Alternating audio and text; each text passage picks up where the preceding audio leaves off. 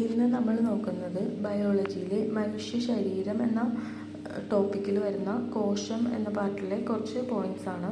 PSC ബുള്ളറ്റിനിലെ പോയിന്റ്സാണ് നമ്മൾ നോക്കുന്നത്. അപ്പോൾ ആദ്യം അതിൽ 2 ഫിഗർ തന്നിട്ടുണ്ട്, ജന്തുകോശത്തിൻ്റെയും സസ്യകോശത്തിൻ്റെയും. ജന്തുകോശത്തിൻ്റെ പാർട്സ് ഏതൊക്കെയാണ് നമുക്ക് നോക്കാം.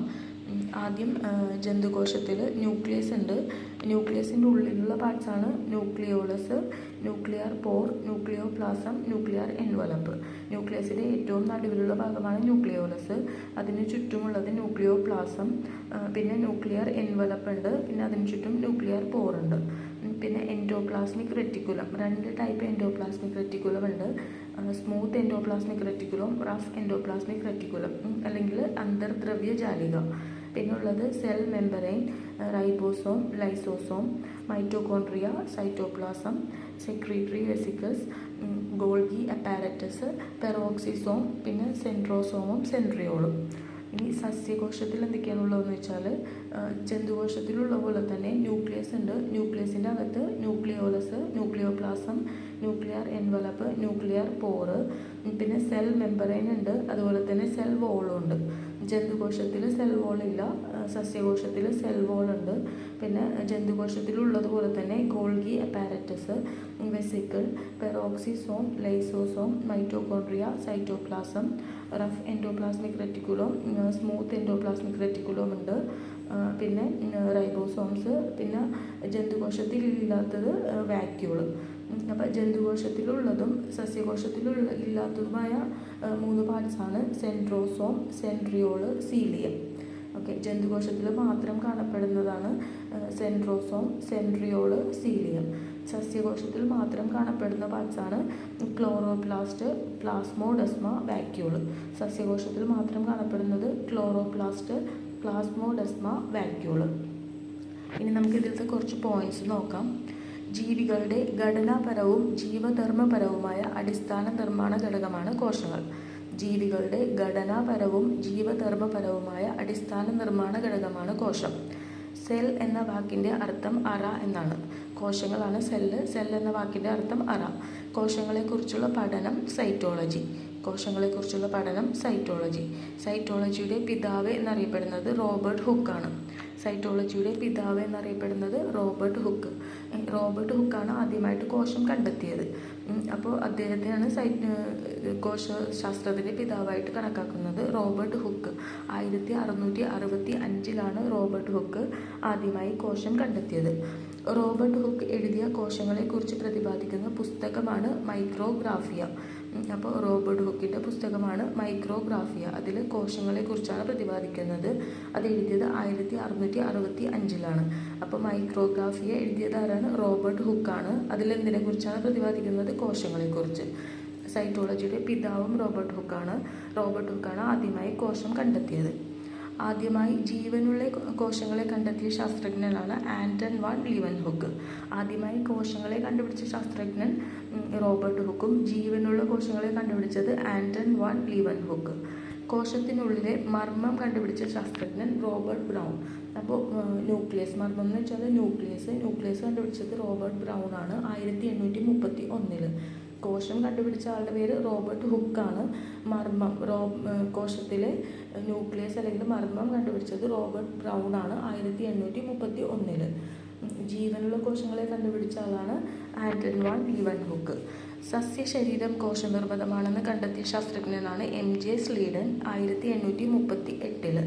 സസ്യശരീരം കോശനിർമ്മിതമാണെന്ന് കണ്ടെത്തിയത് MJ സ്ലീഡനാണ്. അപ്പോൾ ആദ്യമായി കോശം കണ്ടുപിടിച്ച ശാസ്ത്രജ്ഞൻ റോബർട്ട് ഹുക്ക്. ജീവനുള്ള കോശം കണ്ടുപിടിച്ചത് ആന്റൺ വാൻ ലീവൻഹുക്ക്. സസ്യശരീരം കോശനിർമ്മിതമാണെന്ന് കണ്ടെത്തിയത് MJ സ്ലീഡൻ.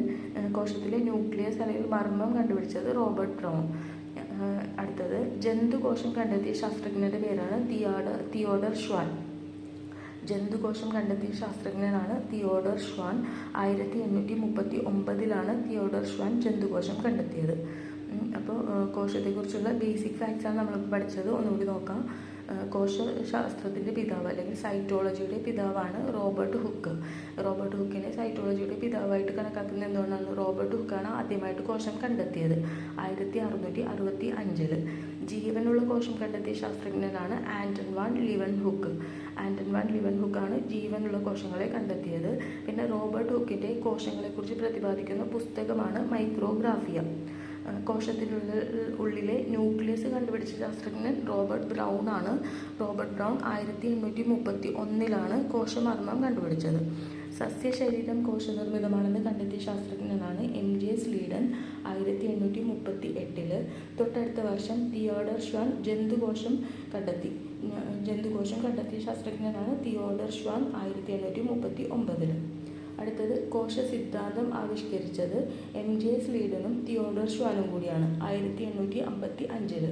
അപ്പോൾ സസ്യകോശം കണ്ടെത്തിയ MJ സ്ലീഡനും ജന്തുകോശം കണ്ടെത്തിയ തിയോഡർ ഷ്വാനും കൂടിയാണ് കോശ സിദ്ധാന്തം ആവിഷ്കരിച്ചത് 1855.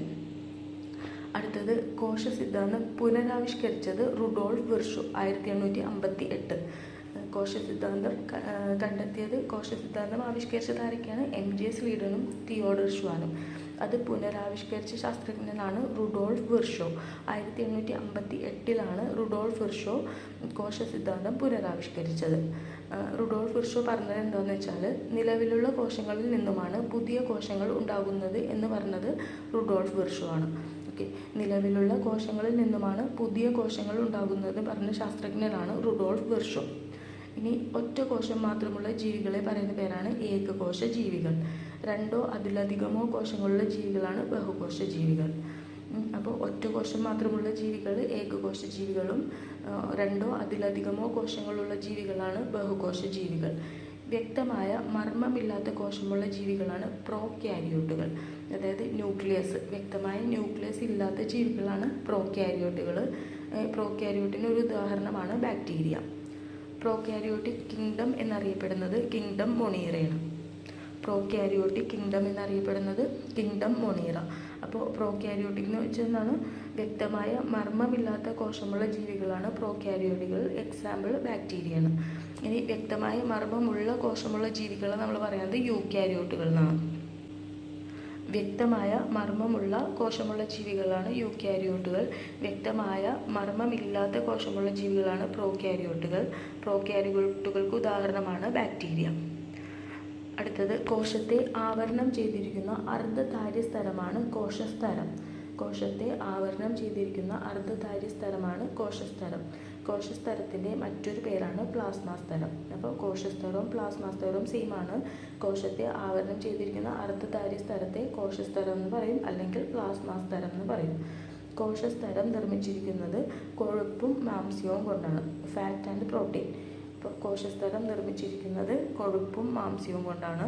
സസ്യകോശങ്ങളിൽ കോശസ്തരത്തിന് പുറമേ കാണപ്പെടുന്ന സംരക്ഷണ ഭിത്തിയാണ് കോശഭിത്തി. അപ്പോൾ നമ്മൾ ഫിഗർ പഠിച്ചപ്പോൾ പറഞ്ഞായിരുന്നു, സസ്യകോശത്തിൽ മാത്രം കാണപ്പെടുന്നതാണ് സെൽ വോള്. സെൽ മെമ്പറൈനാണ് കോശസ്തരം. അത് ജന്തുകോശത്തിലുണ്ട്. സസ്യകോശത്തിൽ മാത്രം കാണപ്പെടുന്നതാണ് കോശഭിത്തി അല്ലെങ്കിൽ സെൽ വോള്. കോശത്തിനുള്ളിലെ ദ്രാവക ഭാഗമാണ് കോശദ്രവ്യം അല്ലെങ്കിൽ സൈറ്റോപ്ലാസം. കോശത്തിനുള്ളിലെ ദ്രാവക ഭാഗം കോശദ്രവ്യം. കോശത്തിനുള്ളിൽ പ്രത്യേക സ്ഥലങ്ങളാൽ ആവരണം ചെയ്തും അല്ലാതെയും കാണപ്പെടുന്നതും പ്രത്യേക ധർമ്മമുള്ളതുമായ ഭാഗങ്ങളാണ് കോശാംഗങ്ങൾ. അപ്പോൾ കോശത്തിനുള്ളിൽ കാണപ്പെടുന്ന ഭാഗങ്ങളാണ് കോശാംഗങ്ങൾ. കോശത്തിലെ ഊർജ്ജ ഉൽപാദകർ എന്നറിയപ്പെടുന്നത് മൈറ്റോകോൺട്രിയ. കോശത്തിലെ ഊർജ്ജ ഉൽപാദകർ, power house of the cell എന്നറിയപ്പെടുന്നത് മൈറ്റോകോൺട്രിയയാണ്. അടുത്തത് മൈറ്റോകോൺട്രിയയുടെ ആന്തരസ്തരത്തിൽ കാണപ്പെടുന്ന മടക്കുകളാണ് ക്രിസ്റ്റേ.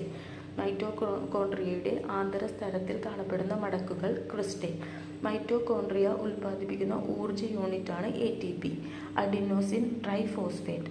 മൈറ്റോകോൺട്രിയ ഉൽപ്പാദിപ്പിക്കുന്ന ഊർജ്ജ യൂണിറ്റാണ് ATP. അപ്പോൾ പവർ ഹൗസ് ഓഫ് ദ സെല്ലാണ് മൈറ്റോകോൺട്രിയ. മൈറ്റോകോൺട്രിയ ഉൽപ്പാദിപ്പിക്കുന്ന ഊർജ്ജ യൂണിറ്റിൻ്റെ പേരാണ് ATP, adeno triphosphate. Energy currency എന്നാണ് ATP അറിയപ്പെടുന്നത്. ATPയുടെ ഫുൾ ഫോമാണ് അഡിനോസിൻ ട്രൈഫോസ്ഫേറ്റ്. എനർജി കറൻസി എന്നാണ് അറിയപ്പെടുന്നത്. കോശശ്വസനത്തിലെ ക്രബ്സ് പരിവൃത്തി നടക്കുന്നത് മൈറ്റോകോൺട്രിയയിൽ വെച്ചാണ്. മൈറ്റോകോൺട്രിയ കൂടുതലായി കാണപ്പെടുന്ന ശരീരഭാഗങ്ങൾ കരൾ, പേശികൾ, തലച്ചോറ്. പവർ ഹൗസ് ഓഫ് ദ സെല്ലാണ് മൈറ്റോകോൺട്രിയ. അത് ഏറ്റവും കൂടുതൽ കാണപ്പെടുന്ന ശരീരഭാഗങ്ങളാണ് കരൾ, പേശികൾ, തലച്ചോറ്. മൈറ്റോകോൺട്രിയ എന്ന പദം ആദ്യമായി കൊണ്ടുവന്നത് സി ബെൻഡ. മൈറ്റോകോൺട്രിയ എന്ന പദം ആദ്യമായി കൊണ്ടുവന്ന വ്യക്തിയാണ് സി ബെൻഡ 1897. മൈറ്റോകോൺട്രിയയെ കോശത്തിൻ്റെ പവർ ഹൗസ് എന്ന് വിശേഷിപ്പിച്ചത് ഫിലിപ്പ് സിക്കേവിക്സ് ആണ്. അപ്പോൾ മൈറ്റോകോൺട്രിയ എന്ന പദം ആദ്യമായി കൊണ്ടുവന്നത് സി ബെൻഡ. മൈറ്റോകോൺട്രിയയെ power house of the cell എന്ന് വിശേഷിപ്പിച്ചത് ഫിലിപ്പ് സിക്കോവിക്സ് ആണ്. അത് 1957.